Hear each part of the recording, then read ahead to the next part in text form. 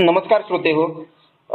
आज आपण पितृपक्ष आणि पितरपूजा या मालिकेतील तिसरा भाग देशोदेशीच्या पितरपूजा या संबंधीची माहिती डॉक्टर अशोक राणा यांच्याकडून जाणून घेणार आहोत. तर नमस्कार सर. नमस्कार नमस्कार. तर नवीन प्रेक्षकांसाठी नवीन श्रोत्यांसाठी मी सांगू इच्छितो, डॉक्टर अशोक राणा हे मराठीचे अध्यापक म्हणून ते सेवानिवृत्त झालेले आहेत आणि राष्ट्रीय आंतरराष्ट्रीय चर्चासत्रांमध्ये शोध निबंध वाचनातून त्यांनी आपला सहभाग वेळोवेळी नोंदवलेला आहे. शोध नियतकालिकातून त्यांच्या शोध निबंधांना विशेष प्रसिद्धी मिळाली. आजवर त्यांची तर 77 पुस्तकं, बरोबर? हो हो 77 पुस्तकं वेगवेगळ्या प्रकाश संस्थांनी प्रकाशित केलेली आहेत. विश्वकर्मा प्रकाशन, त्याचबरोबर प्राजक्त प्रकाशन, जिजाई प्रकाशन, अनेक मासिकातून, दैनिकांतून आणि साप्ताहिकातून त्यांचं वेळोवेळी लिखाण अविरत चालू आहे. अनेक ख्यातनाम विद्यापीठांमध्ये त्यांनी व्याख्याने दिलेली आहेत.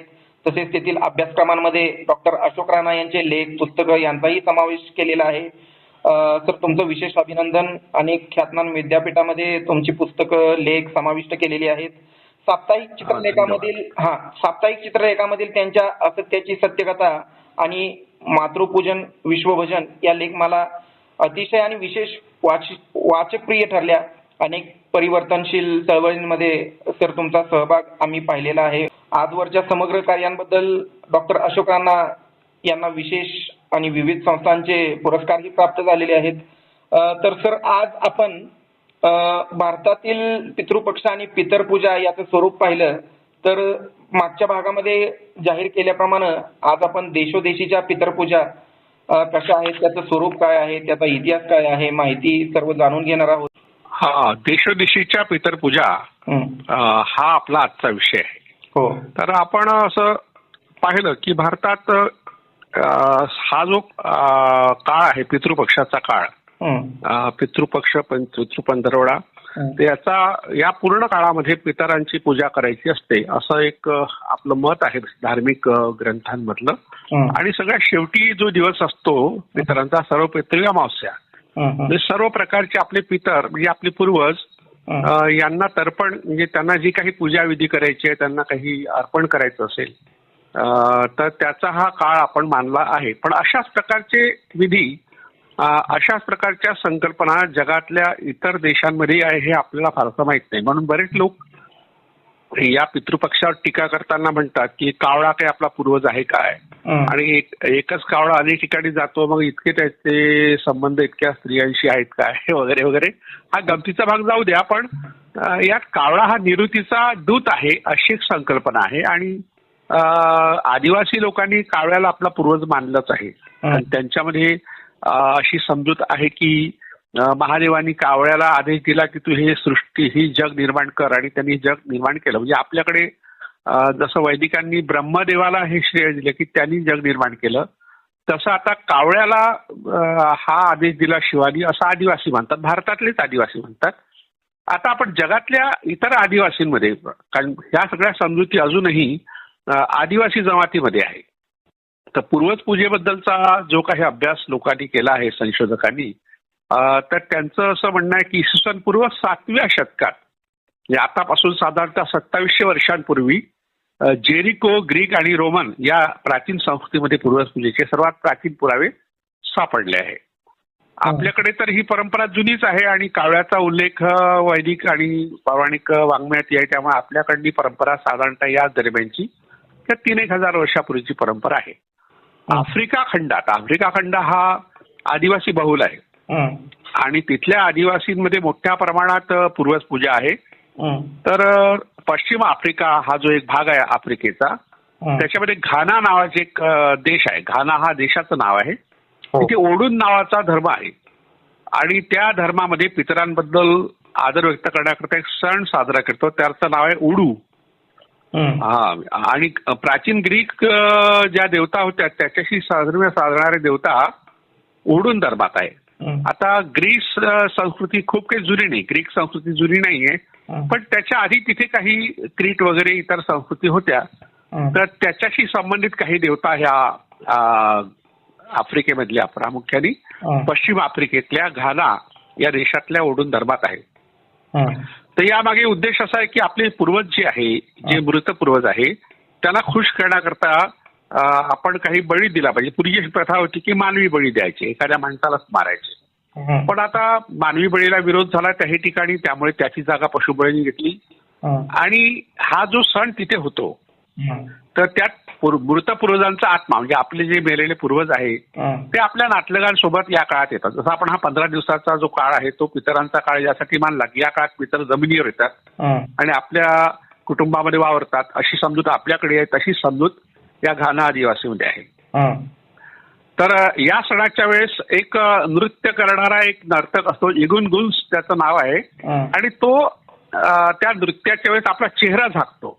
म्हणजे आपण चेहऱ्याकडे पाहिलं तर ओळखतो त्या व्यक्तीला, आपण चेहरा झाकला की मग त्याच्या शरीरात जो संचार करणारा आत्मा आहे तो आत्मा हा आपल्याला भेटायला येतो, अशी एक समजूत आहे. आणि वर्षातून एकदा अशा तऱ्हेने तो आत्मा येतो आणि काही काळ होईना मृत पूर्वजाला आपल्या लोकांमध्ये वावरण्याची संधी मिळते. आणि जे त्यांचे वंशज आहेत त्यांना सुद्धा आपल्या मृत पूर्वजाच्या आत्म्याचा स्पर्श करता येतो. म्हणजे त्या व्यक्तीला स्पर्श केला की समजा आपल्या आत्म्यांना स्पर्श केला, असा समज या ओडून आदिवासीमध्ये आहे, ओडून या धर्मामध्ये आणि उडू नावाच्या ह्या विधीमध्ये आहे.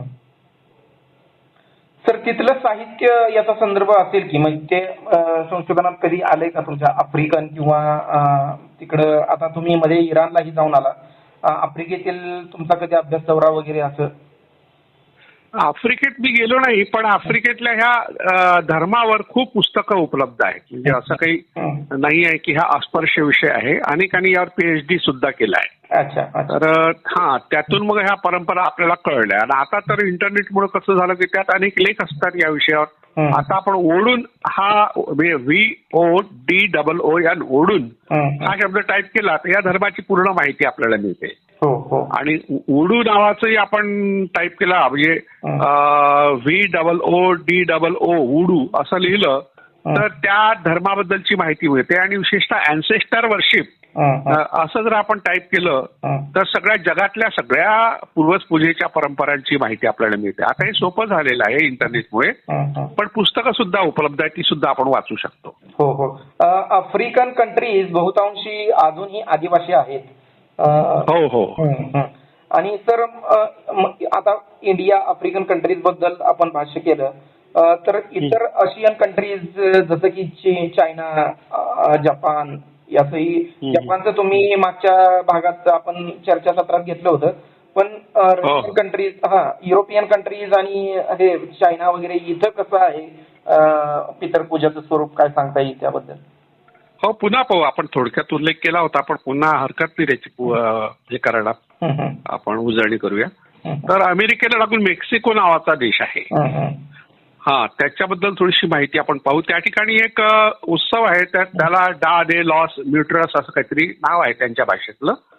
तर हा सण आहे आणि त्या सणाच्या दिवशी पूर्वजांबद्दल सन्मान व्यक्त करणं हे महत्वाचं ते मानतात. आणि त्याला ते मृताचा दिवस म्हणतात, मेलेल्या व्यक्तींचा दिवस. आपल्याकडे पितरांचा दिवस, पितृअमावस्या असं आपण मानतो, किंवा अक्षय तृतीयासारख्या सणाच्या दिवशी सुद्धा आपण पितरांना तर्पण करतो. तर अशा तऱ्हेने मृताचा दिवस म्हणून एक सण आहे. तेव्हा तिथे जे पूजास्थान असतं, म्हणजे तिथे आदिवासी ॲस्टेक नावाचा आदिवासी समुदाय, तिथे ॲस्टेक ही जुनी संस्कृती आहे. तर तिथे बसलेले लोक पूर्वजांशी या निमित्ताने जोडले जातात.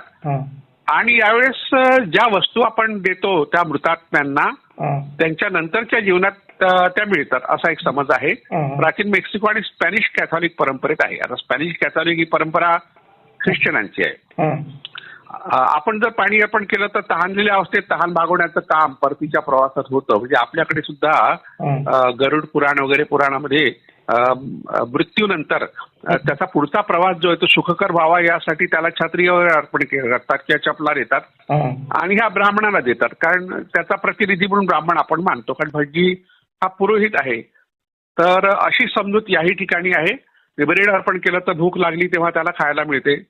आता ख्रिश्चन धर्मामध्ये खरं म्हटलं म्हणजे ह्या परंपरा नाहीत, पण जे कॅथॉलिक ख्रिस्ती लोक आहेत त्यांच्यामध्ये काही संत पदवीला पोहोचलेल्या व्यक्तीबद्दल आदर व्यक्त करण्याकरता पूर्वज पूजा वेगळ्या तऱ्हेची प्रचलित आहे. कारण हे संत जे सद्गुणी आणि पवित्र असतात असं त्यांचं म्हणणं. जसं आपल्याकडे मदर टेरेसाला संत पदवी मिळाली, तशा काही ख्रिस्ती संतांना तिथे संत पदवी मिळाली, ज्यांच्याबद्दल आदर व्यक्त करण्याकरता रोमन कॅथॉलिक संप्रदायामध्ये काही प्रथा आहेत त्या पूर्वजपूजेसारखेच आहेत. संत आणि शहीदांना सादर केलेल्या भेटवस्तू थेट स्वर्गात त्यांना मिळतात. त्यामुळे त्यांचा मार्ग आपण अनुसरू शकतो अशी श्रद्धा या प्रथेमागे आहे. कॅथॉलिक व इतर ख्रिस्ती संप्रदायाचे अनुयायी प्रार्थना व भक्तीच्या माध्यमातून विशिष्ट संतांच्या प्रती आपला आदरभाव व्यक्त करतात. आता आपण उल्लेख केला की चीनी लोकांमध्ये कोणती परंपरा आहे, तर शी नावाचा एक तिथे समारंभ होतो. शी एकाक्षरी, आपल्याकडे शीचा अर्थ वेगळा होतो, पण या शी नावाच्या शब्दाचा अर्थ प्रेत असा होतो. आणि प्रेत म्हणजे मेलेली व्यक्ती. तर त्या व्यक्तीच्या संबंधितला हा समारंभ आहे. तेव्हा प्रेत यात्रे किंवा पूर्वजपूजेच्या वेळेस जी व्यक्ती त्या पूर्वजाचं प्रतिनिधित्व करते त्या व्यक्तीचा एक प्रतिकात्मक पोशाख असतो आणि त्याला मृत पूर्वजाचा अभिनय करावा लागतो. म्हणजे आपण मृत पूर्वज आहोत हे त्याला दाखवावं लागतं. त्याचे नातेवाईक मग त्या प्रसंगी त्याला अन्न आणि इतर काही पेय वगैरे देतात आणि मोठ्या प्रमाणात आयोजित केलेल्या शी समारंभास्वरूप एक प्रकारचं कौटुंबिक पुनर्मिलनासारखं असतं. म्हणजे कुटुंबातली व्यक्ती पुन्हा आपल्यात आली असा त्यांचा समज असतो. आपण मागच्या भागात पाहिलं तर तोरजा नावाची जमात आहे. त्या जमातीत आपले मृतपूर्वज जे आहे ते गाडलेले आहेत, दफन केले आहेत, त्यांना दर 5 वर्षांनी घरात आणतात, स्वच्छ करून आणतात आणि मग आपल्या कुटुंबातल्यासारखं त्याला वागवतात. त्याला जे जे हवं ते त्याला देतात आणि मग पुन्हा 8 दिवसानंतर त्याला त्याच कबरीमध्ये दफन करतात, केमिकल वगैरे लावून. तशीच परंपरा या ठिकाणी वेगळ्या पद्धतीची आहे की जिवंत व्यक्तीमध्ये आपला पूर्वज आलाय असं ते मानतात आणि मग तो सगळ्यांना भेटतो आणि त्यात सगळे आनंद घेतात की आपला पूर्वज आलेला आहे असा एक समज आहे. पुनर्जन्म. हा, पुनर्जन्म नाही म्हणताय त्याला. तर पुनर्जन्माची संकल्पना आणखी वेगळी आहे. त्यामध्ये जेव्हा केव्हा ईश्वर ठरवेल किंवा त्याला स्वर्गात पाठवायचं की नरकात पाठवायचं, मग त्याला ते त्या शरीरात पुन्हा प्रवेश करायला संधी मिळते असं एक मत आहे आणि जगभरच आहे हे, आणि ख्रिश्चनिटीमध्ये आणि इस्लाममध्ये आहे. युरोपियन कंट्रीजमध्ये सर मेलेल्या व्यक्तीला जेव्हा त्या पेटीमध्ये दफन केलं जातं तेव्हा त्याला ममीज म्हणतात. मग ते जास्त सडू नये, कुजू नये असं ते केमिकल वापरत असणार त्यामध्ये. हो हो हो हो. आणि मग त्यांचा जो विधी असेल पितरांचा वगैरे त्यावेळी ते बाहेर काढत असतील त्याला. बरोबर आहे, बरोबर आहे. आपल्याकडे सेंट झेवियर चर्च आहे ओल्ड गोव्यामध्ये. सेंट झेवियरचा तिथे प्रेत अजूनही ठेवलेला आहे आणि दर 10 वर्षांनी ते बाहेर काढलं जातं, त्यालाही केमिकल लावलं जातं आणि जगभरातले जी ख्रिस्ती लोक आहेत ते त्याला वंदन करण्याकरता, प्रार्थना करण्याकरता त्या ठिकाणी येतात. ही प्रथा आपल्याकडे भारतात सुद्धा आहे. अच्छा अच्छा. तर इतर काही देशांमध्ये काय परिस्थिती आहे पितरांच्या संबंधित अजून? हो हो हो, आपण पाहू आता. तर युरोपमधल्या बऱ्याच ठिकाणी प्राचीन दफनस्थानं सापडली आहे आणि ही दफनस्थानं जी आहे त्या ठिकाणी मोठ्या कबरी उभारल्या आणि त्याचं जे घर असेल ओरिजिनल मूळ घर जसं असेल त्याची प्रतिकृती त्या ठिकाणी केली आहे. तर अशा तरी युरोपमधल्या ह्या प्राचीन कबरी ज्या आहेत त्या मृत पूर्वजाच्या सन्मानासाठी तयार केल्या आणि त्याच्या निवासस्थानासारख्याच आहे. तो ज्या अवस्थेत राहत होता त्याच अवस्थेत तो असावा अशी एक समजूत आहे.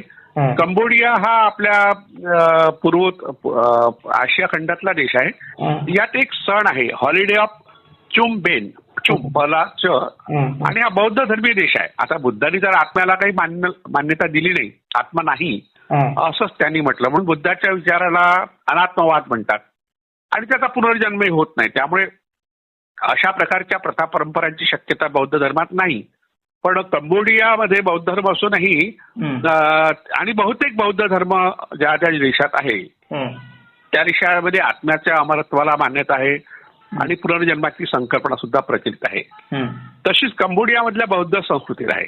तर त्या ठिकाणी या पूर्वजांच्या सन्मानाप्रित्यर्थ एक हॉलिडे ऑफ चुमबेन नावाचा एक अतिशय महत्वाचा वार्षिक समारंभ वर्षातून एकदा होतो आपल्याकडल्या सर्वपितृ अमावस्येसारखा. या समारंभात मृतपूर्वजांच्या उपासनेचे अनेक विधी पार पडतात.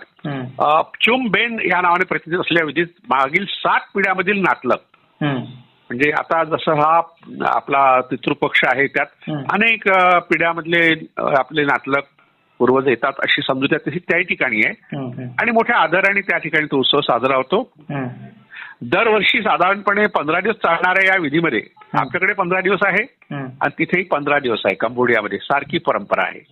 तर पूजेच्या ठिकाणी नैवेद्य अर्पण करण्याकरता कुटुंबातील सदस्य एकत्र येतात आणि मग ते जो भात शिजवला असेल तो बौद्ध भिक्खूंना अर्पण करतात. जसं आपल्याकडे ब्राह्मणांना अर्पण करतात तसं त्या ठिकाणी बौद्ध भिक्खूंना अर्पण करतात. फक्त शब्द बदलला, व्यक्ती बदलल्या तरी भावना तीच आहे. आणि ह्या बौद्ध भिक्खूंच्या द्वारे आत्म्याच्या विश्वातील पूर्वजांना तो प्राप्त होतो अशी बौद्ध धर्मांची श्रद्धा आहे. रात्रभर हा समारंभ चालतो. त्या बौद्ध भिक्खू सुद्धा मंत्र म्हणत असतात आणि पूर्वज पूजेचे सर्व विधी पार पडतात. तर आणखी एक विधी आपण पाहूया. स्कॉटलंड मधील सामाईन हा एक प्रसिद्ध विधी आहे. हॅलोविन नावाचा एक उत्सव आपल्याकडे अलीकडे व्हायला लागलेला आहे. तो सुद्धा पूर्वज पूजेचा प्रकार आहे. तर सामाईन हा जो विधी आहे स्कॉटलंड मधला तर त्यामध्ये केल्टिक संस्कृतीची जुनी संस्कृती होती युरोपमधली. तर तिथे त्या संस्कृतीमध्ये सामाईनच्या सुट्या मिळत होत्या. त्या सुट्या मागचं कारण असं होतं युरोपमध्ये मोठ्या प्रमाणात हिमवर्षा होतो, बर्फ पडतो. तर बर्फ पडणं थांबलं, आपल्याकडे पावसाळा थांबला आणि हिवाळा सुरू होणार तेव्हा पितृपक्ष येतो. अगदी हीच परंपरा या स्कॉटलंडमध्ये आहे. त्या ठिकाणी हिमवृष्टी थांबली आणि हिवाळ्याचा प्रारंभ होतो आहे. अशा वेळेस हा उत्सव सामाईन नावाचा उत्सव होतो. आणि जे केल्टिक लोक होते, जुनी संस्कृती आहे तिकडे युरोपमधली, त्यांचं असं म्हणणं होतं की वर्षाच्या या काळात, हा जो काळ आहे या काळात पूर्वजांचे आत्मे आपल्या वंशजांमध्ये वावरत असतात, म्हणजे ते येत असतात. जसं आपल्याकडे समजूत आहे की पितृपक्षात पितर येतात, अगदी तशीच समजूत आहे या स्कॉटलंडमध्ये. आणि विशेषतः 15 दिवस तो उत्सव चालतो. आपल्याकडे 15 दिवस पक्ष पंधरवडा आपण म्हणतो. तर हे सारख्या ह्या ज्या भावना आहेत त्या मागची कारणं सुद्धा सार्वत्रिक आहेत. म्हणजे आपण जगभरातल्या सगळ्या संस्कृतीमध्ये सारख्या संकल्पना आहेत. आपण काही वेगळे नाहीत त्यात. तर आणखी एक आपण बघा उल्लेख केला चीनचा आपण पाहिली माहिती जपान मधल्या. तर जपानमध्ये शिंतो धर्म आहे. शिंतो हा सगळ्यात जुना धर्म त्या ठिकाणी आहे. आणि शिंतो धर्माचं वैशिष्ट्य हे आहे की तो निसर्ग पूजेचा धर्म. म्हणजे आता आपल्याकडे बोन्साय वगैरे हे फॅशन म्हणून आलेली आहे, पण हे अनेक झाडांचे बोन्साय करण्याची प्रथा ही शिंतो धर्मातून आली आहे. म्हणजे वृक्षपूजेतून ती प्रथा आपल्याकडे आली. आपल्या लोकांना ते बोन्साय मागचं कारण काही माहीत नाही.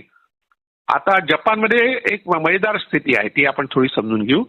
त्या ठिकाणी हा अॅनिमिझम, ज्याला निसर्गपूजेचा धर्म आपण म्हणतो, तर तो शिंतो धर्माची ही मंदिर आहेत आणि त्याच आवारामध्ये, त्याच परिसरामध्ये बौद्ध धर्माचंही मंदिर असतं. त्याच आवारामध्ये कन्फ्युशियसचंही मंदिर असतं. कन्फ्युशियस हा तत्वज्ञ होता आणि तत्वज्ञान सांगण्याकरता कन्फ्युशियसच्या मंदिरात लोक जातात ऐकण्याकरता. आणि जेव्हा पाऊस पडावा, पीक भरपूर यावं यासाठी ज्या प्रार्थना होतात त्या शिंतो धर्माच्या मंदिरात होतात. आणि बौद्ध धर्माकडे ते बुद्धाकडे एक पूर्वज म्हणून पाहतात. त्या ठिकाणी बुद्धाची पूजा करतात. 3 प्रकारची मंदिरं एकाच परिसरात असतात. आता काही घरामध्ये शिंतो धर्माची पूजास्थानं असतात आणि तिथे मग हा जो प्राचीन धर्म आहे त्यानुसार काही विधी होतात. तर सार्वत्रिक स्वरूपाचीही काही मंदिरं जपानमध्ये आहेत. तर त्या धर्मामध्ये कामी नावाच्या काही देवता आहेत. कामी हा शब्द तिथे शेवटी येतो. तर अशा काही देवता आहेत किंवा त्याला पवित्र आत्मे असंही म्हणतात त्या कामीला. आणि पृथ्वीवरील सगळ्या घटकांचा संबंध या कामीशी असतो, म्हणजे त्या आपल्या संपर्कात असतात. आणि या धर्मामध्ये मग या देवतांच्या श्रेणीतल्या देवतांना या ठिकाणी वंदन करण्याची एक पद्धत आहे.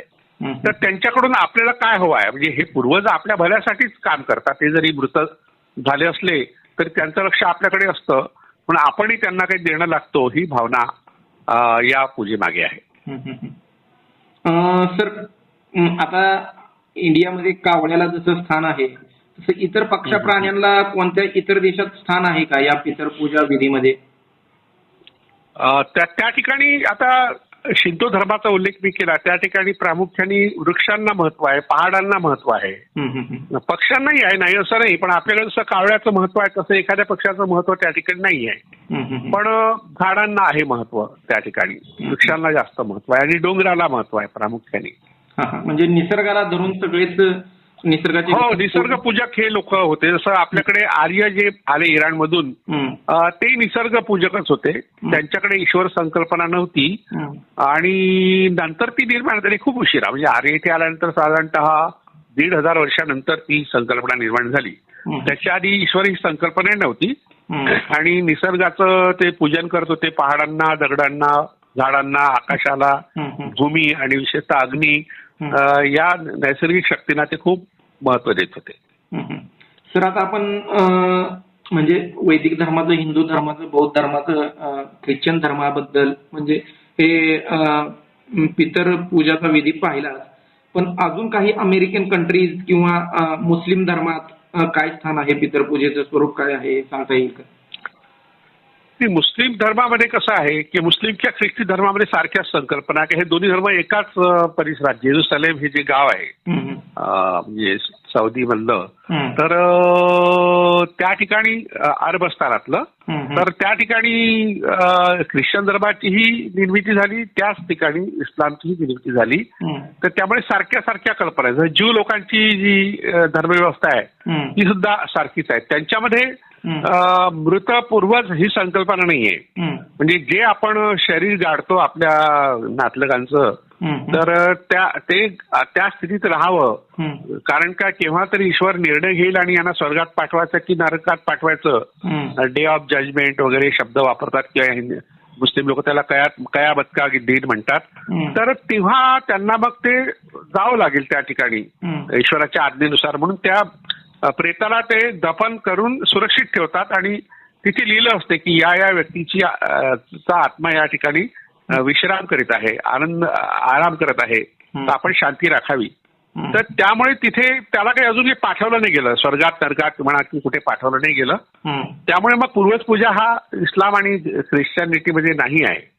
उलट जे लोक पूर्वज पूजा करतात त्यांना ते शत्रू मानतात. आणि जसं एजीदी नावाचा धर्म आहे सिरियामध्ये, आपण इसिस ही जी तिथली अतिरेकी संघटना आहे इस्लामचं प्रभाव वाढवणारी, तर त्यांनी एजीदी लोक हे सैतानाचे पूजक आहेत, म्हणजे पूर्वज पूजा करणारे लोक आहेत. म्हणून त्यांना मारून टाकलं. एका स्त्रीला तर त्यांनी बलात्कार केला, तिच्या मुलाला कापून तिलाच खाऊ घातलं, अनेक स्त्रियांवर अत्याचार केले. यासाठी त्यांना स्त्रियांवर अत्याचार करण्याला निमित्त पाहिजे होतं, पण हे निमित्त त्यांना मोठं सापडलं की हे ईश्वराला मानत नाही, उलट पूर्वजांना मानते आणि पूर्वजांना ते सैतान म्हणत होते, सॅटन. आता सॅटन हा शब्द आला म्हणून एक गोष्ट या ठिकाणी सांगणं आवश्यक आहे की सॅटन शब्दाचा अर्थ पुरोहित असा होतो, विज्ञानी व्यक्ती असा होतो. आणि हा वाईट का झाला त्याची एक कथा आहे की ऍडम जो होता, हा ऍडम आणि ईव ही गोष्ट आपल्याला माहिती आहे. ऍडम एकटाच होता, मग त्यांनी डाव्या पासून ईव तयार केली वगैरे वगैरे, पुढे त्यांचा शरीर संबंध आला आणि सृष्टी निर्माण झाली. अशा कथा आपण ऐकलेल्या आहेत. पण ऍडमचा एक मित्र होता, त्याचं नाव ल्युसिफर आहे. ख्रिश्चन धर्मामध्ये त्याला सैतान म्हटलंय, ल्युसिफर. आणि ऍडमची पहिली बायको फारशी कोणाला माहित नाही. म्हणजे इराकमध्ये इस्तर नावाची जी मातृदेवता आहे किंवा इनान्ना नावाची मातृदेवता आहे, तिचं एक नाव लिलिथ हे नाव आहे. तर लिलिथ ही ऍडमची पहिली बायको आहे. म्हणजे लिलिथचा संप्रदाय आणि ऍडमचा संप्रदाय एकत्र आले होते, याचा इतिहास सांगणारी कथा आहे. पुढे मग ह्या लिलिथनी, तो ल्युसिफर जो होता ऍडमचा मित्र, तो देवदूतच होता, पण त्यांनी ल्युसिफरनी तिच्याशी संबंध केला आणि ती त्याची बायको झाली, म्हणजे ऍडमची बायको पळवली. त्यामुळे मग ख्रिश्चन धर्मामध्ये त्या ल्युसिफरला सैतान म्हणतात. आपण बरीच चित्र किंवा शिल्प पाहिले असतील ऍडम आणि ईवचे, तर ते ज्या झाडाखाली उभे आहेत त्याच्या मागे एक स्त्री दाखवतात, आणखी ती नागरूपात आहे. बाकी शरीर नागाचं आहे पण चेहरा स्त्रीचा आहे आणि ती आहे लिलिथ. आणि तिथे नागरूपात आणखी एक पुरुषही दाखवतात बरेचदा, तो ल्युसिफर आहे. म्हणजे जे पूर्वज पूजा मांडणारे लोक आहेत त्यांना त्यांनी सैतान ठरवलं आणि जे ईश्वराला मानतात त्यांना ते ख्रिश्चन किंवा इस्लाम ठरवलं. म्हणजे ही कथा इस्लाममध्ये आहे म्हणून सांगितली दोन्हीकडे. ऍडमला जसं ख्रिश्चन लोक मानतात तसं आदम हा शब्द जो आहे तो इस्लाममध्ये आहे आणि ईवला ते हव्वा म्हणतात. आदमचे आदमी हुआ असं ते म्हणतात. तर अशा तऱ्हेने या सॅटनची कल्पना कशी आली सैतानाची, जो आपला विरोधक आहे तो सैतान असा त्याचा अर्थ आहे.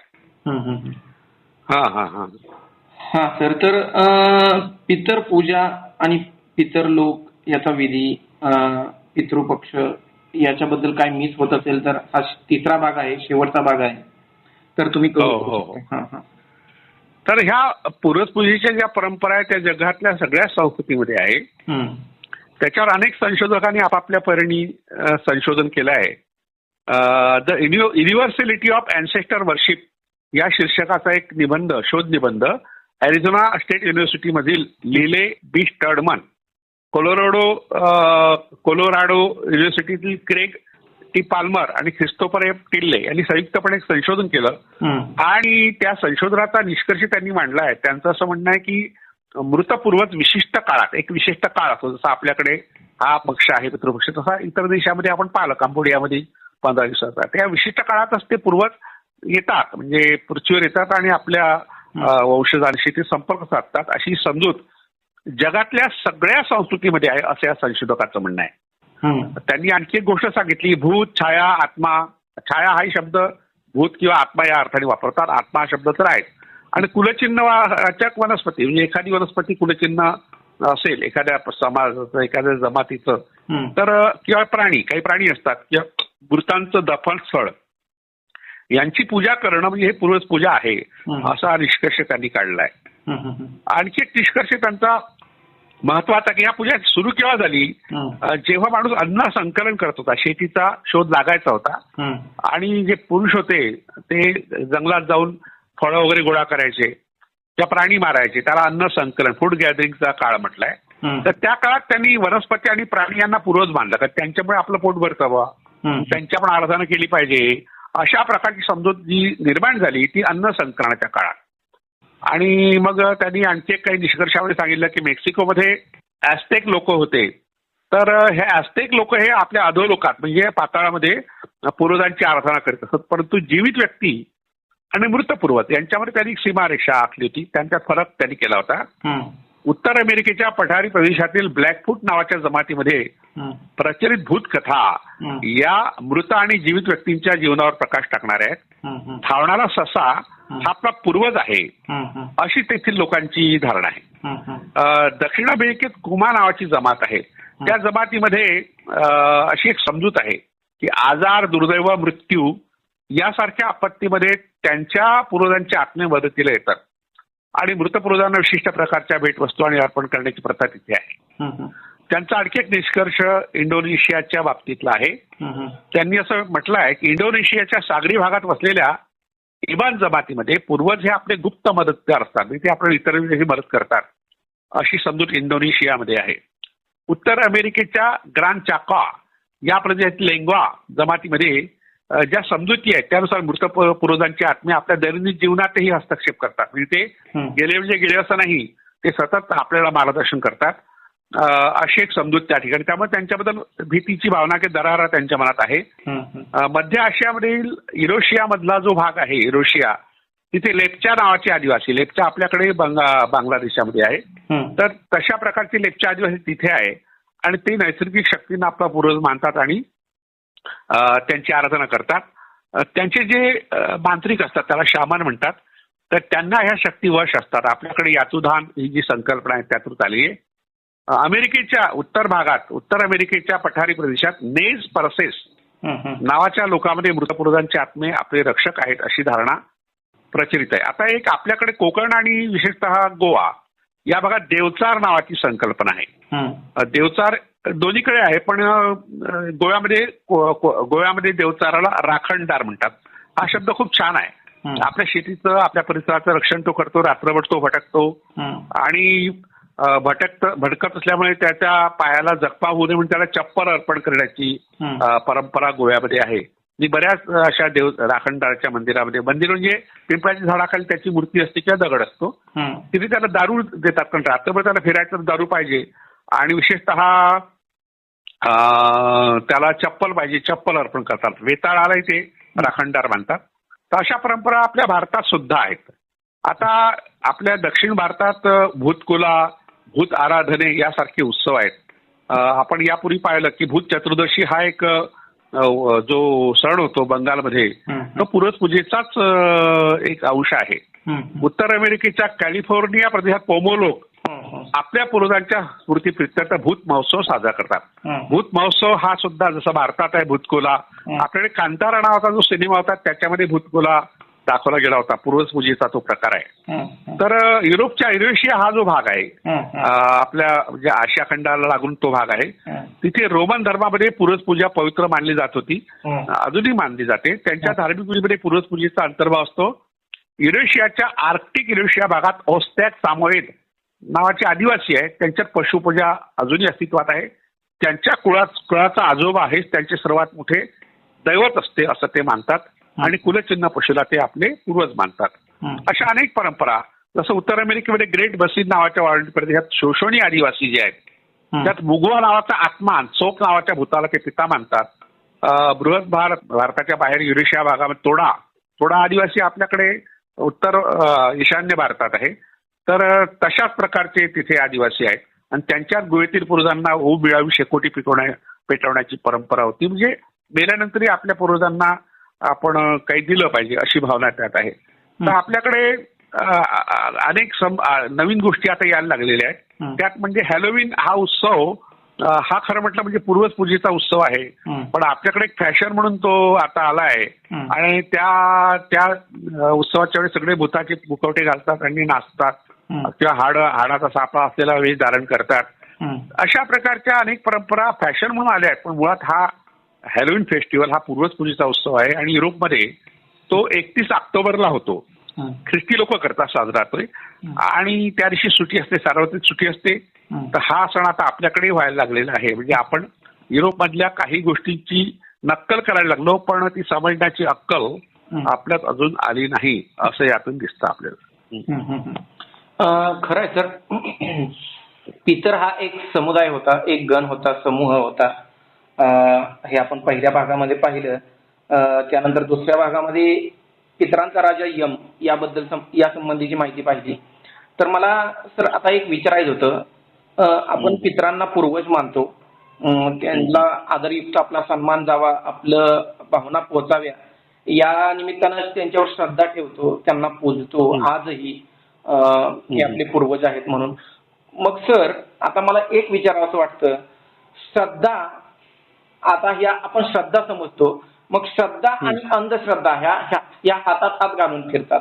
मग काही जण काही जण याला अंधश्रद्धा पण म्हणतात, पण अंधश्रद्धा पण म्हणता येणार नाही याला सर.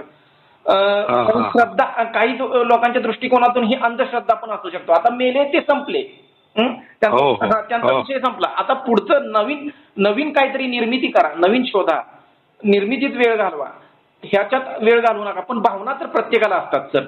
याच्याबद्दल थोडंसं काय सांगता येईल? नाही, अतिशय महत्वाचा प्रश्न तुम्ही विचारलाय. कारण काय की श्रद्धा आणि अंधश्रद्धा हे दोन शब्द वेगळे वाटत असले तर त्यात ती सीमारेषा फारच पुसट आहे आणि ती पुसट आहे ती स्पष्ट करण्याकरता आपल्याला चिंतन केलं पाहिजे. तर श्रद्धा ही सकारात्मक असते आणि अंधश्रद्धा ही नकारात्मक असते असं आपण सरळ त्याचा अर्थ लावू शकतो.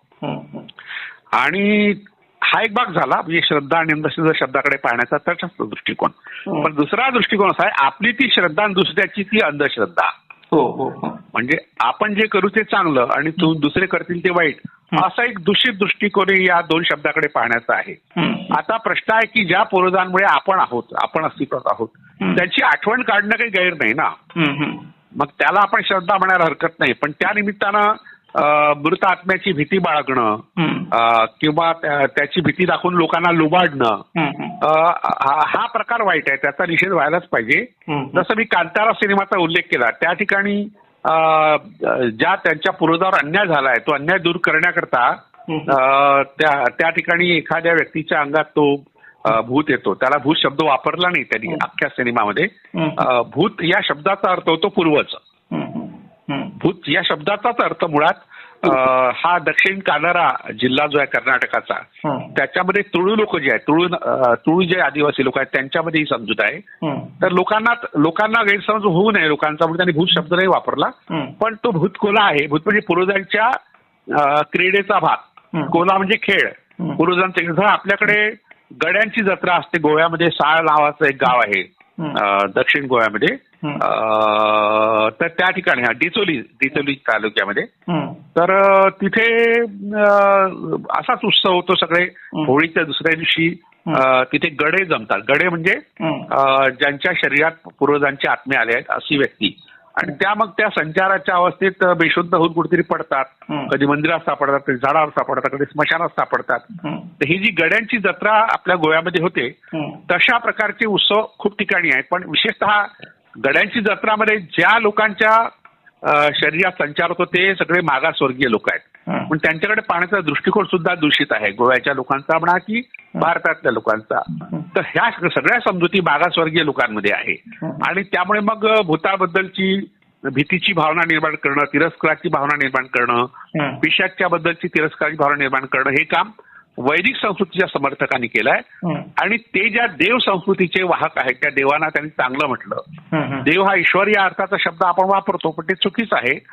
ईश्वर ही संकल्पना वेगळी आहे, देव ही संकल्पना वेगळी आहे. आपण देवावर एक एपिसोड घेऊ पुढे, तेव्हा त्यावर आणखी विस्तृत चर्चा करता येईल.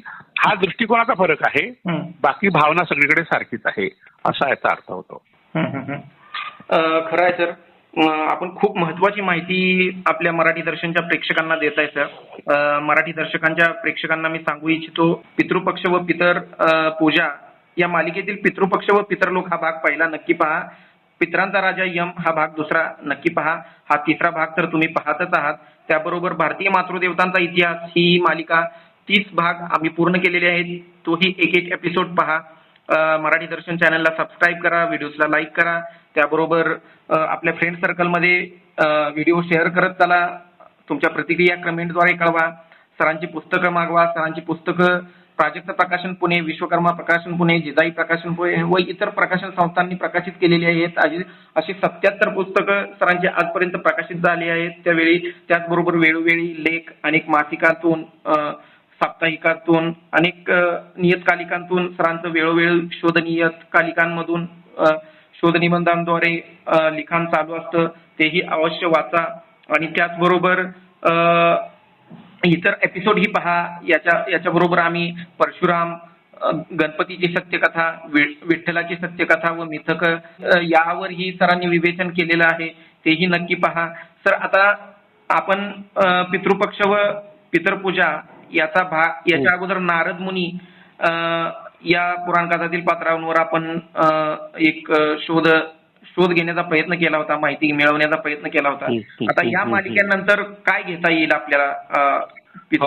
हो, आता फार चांगलं झालं की तुम्ही हा उल्लेख नारदाचा केला. म्हणून पुढचा भाग नारदाशी संबंधितच पावसाच्या देवता. ओके, पावसाच्या देवता हा भाग घेऊ, आणि त्यानंतर आपण हे घेऊ भूमातेची आराधना. ओके, भूमातेची आराधना. त्याच्या अगोदर पावसाच्या देवता घेऊया. ओके. आणि नंतर दसरा, दिवाळी पण आहे सर. आत्ताच जाहीर त्याचे सण जेव्हा जेव्हा येतील तेव्हा आपण ते पाहू. येस सर, नक्कीच. आणि मधल्या काळात आपण हे मातृदेवताचाही जो आहे एपिसोड चालूच ठेवू. हा, तो मध्येच फक्त सण आला तर त्या सणाचाही परामर्श घेता येईल आपल्याला. येस सर, नक्कीच. श्रोत्यांना माझी विनंती आहे, डॉक्टर अशोक राणा हे पॉडकास्ट नक्की पाहत चला. तुम्हाला देवतांच्या आणि सणांच्या जी मिथक आहेत त्याचा उलगडा होत राहील. त्याचा सत्य इतिहास शोधण्याचा आपण प्रयत्न करतो आहेत. त्या सर्व माहिती तुमच्यापर्यंत पोहोचत राहतील. सर, वेळ दिल्याबद्दल खूप खूप धन्यवाद.